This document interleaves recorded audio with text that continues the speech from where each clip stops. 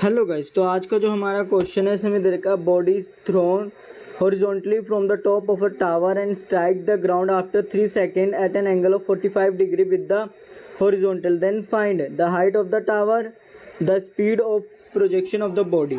तो गाइस सबसे पहले हम क्या करेंगे, हम सबसे पहले फाइंड आउट करेंगे हाइट ऑफ द टावर। ठीक है, क्योंकि हम जानते हैं कि बॉल को थ्रो किया गया है तो उसकी जो इनिशियल वेलोसिटी है वो सिर्फ ओनली एक्स डायरेक्शन में है, वाई डायरेक्शन में उसकी कोई वेलोसिटी नहीं है। यानी कि मैं यहाँ लिख सकता हूँ यू वाई इक्वल टू 0। ठीक है, वाई डायरेक्शन में कोई वेलोसिटी है, लेकिन 3 सेकंड के बाद क्योंकि बॉडी पे ग्रेविटेशनल फोर्स एक्ट कर रही है, यानी कि जो ग्रेविटी है वो एक्ट कर रही है, जिसकी वजह से क्या होगा कि उसके पास वाई डायरेक्शन में भी एक वेलोसिटी आ जाएगी।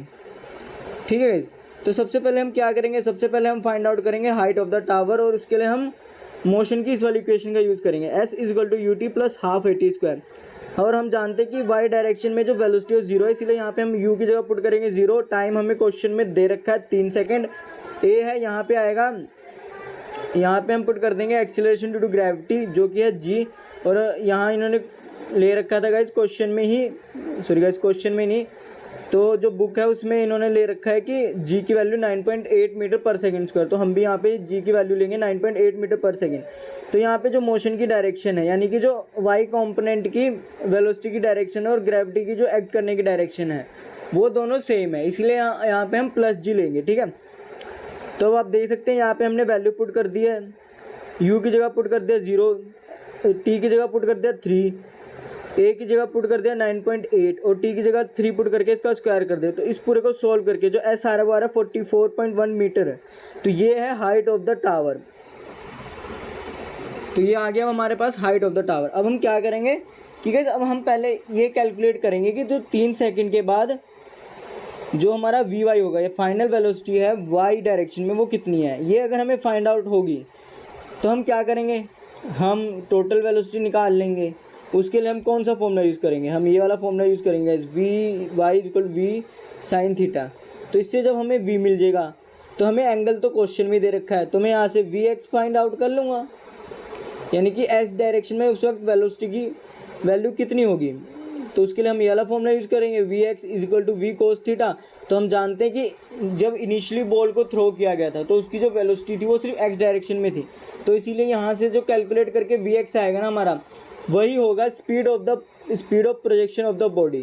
तो यहाँ से हमें जो सेकंड ऑप्शन है ना, सॉरी जो सेकंड क्वेश्चन है ना, सॉरी गाइस क्वेश्चन का जो सेकंड पार्ट है हमें उसकी वैल्यू भी मिल जाएगी। ठीक है, तो सबसे पहले हम वाई डायरेक्शन में फाइनल वेलोसिटी की वैल्यू फाइंड आउट करेंगे जो कि 3 सेकंड के बाद कितनी होगी वो फाइंड आउट करेंगे। तो उसके लिए हम मोशन की इस वाली इक्वेशन का यूज़ करेंगे, v equal to u plus a t. तो यहाँ पे v y equal to u y plus a y t हो जाएगा।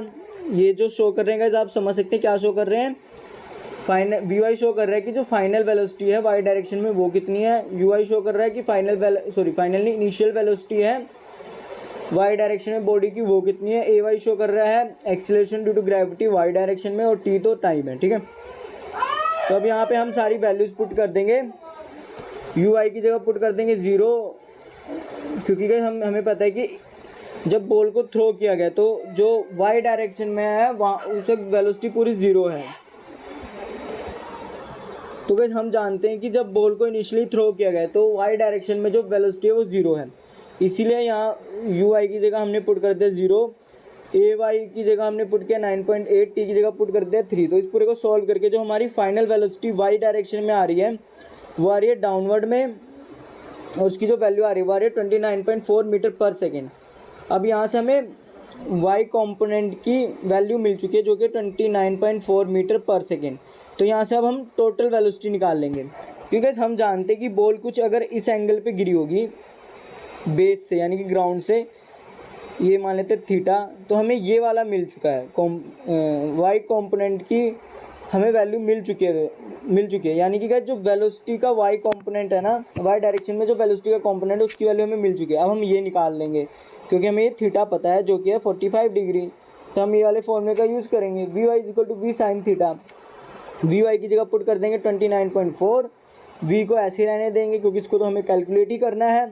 थीटा की जगह पुट कर देंगे 45 डिग्री, और साइन 45 डिग्री की हम वैल्यू जानते हैं जो कि होता है 1/√2। तो इसको इसको क्या करेंगे, इसको ऐसे सोल्व कर लेंगे। 29.4 है इक्वल टू v इंटू 1/√2, तो ये √2 इससे मल्टीप्लाई हो जाएगा 29.4 से।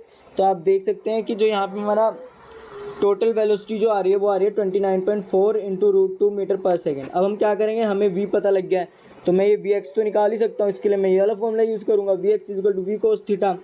इसको भी आप देख सकते हैं, v हमें मिल गया था, वो था 29.4 √2। तो vx यहाँ से हमारा जो कैलकुलेट करके आ रहा है वो आ रहा है 29.4 मीटर पर सेकेंड। तो क्या हमें पता है कि जब बॉल को थ्रो किया गया था इनिशियली तो उसकी जो वेलोसिटी थी वो सिर्फ x डायरेक्शन में थी। तो यहाँ से जो vx आया है ये हमें बता रहा है कि जो बॉल की इनिशियल वेलोसिटी थी वो थी 29.4 मीटर पर सेकेंड। तो यही थी guys, this is the speed of projection. और अगर आपको गाइस कोई डाउट है तो कमेंट सेक्शन में पूछेगा। Thank you guys.